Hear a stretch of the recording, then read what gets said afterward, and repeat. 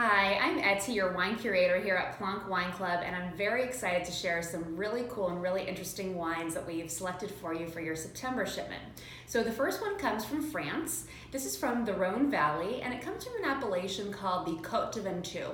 Now, this wine is a blend of 3 grapes, primarily Grenache and Syrah, and just a bit of a touch of Cinsault. It's certified organic, and what I really love about this wine is it has this really bright, sort of sassy floral quality. You'll see a lot of really expressive red fruit here, some red cherry, red plum. It's just such a cool bottling that really has a lot of complexity and a lot of finesse.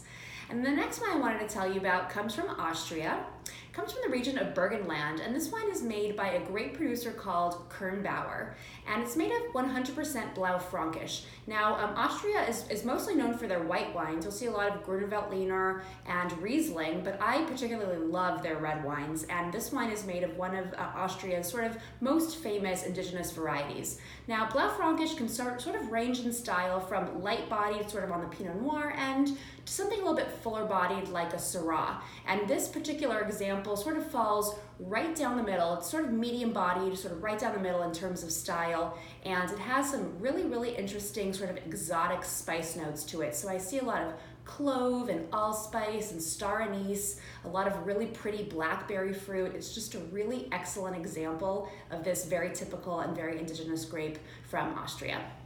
Then on the white side, we're moving on to Portugal, and this very cool wine is made by a winery called Berries and Vitenho. It's their Adaga bottling, and it comes from the Minho region, which is where the sort of famous Vinho Verde wines are made. Now, Vinho Verde can be a little bit confusing. People refer to the region as Vinho Verde and also the style of the wine as Vinho Verde, but actually the region is called Minho, and this wine is a blend of 3 grapes, all indigenous to Portugal: Loureiro, Arinto, and Alvarinho. Now, Alvarinho is sort of a synonym to the Albarino you might have seen from very nearby adjacent regions in Spain.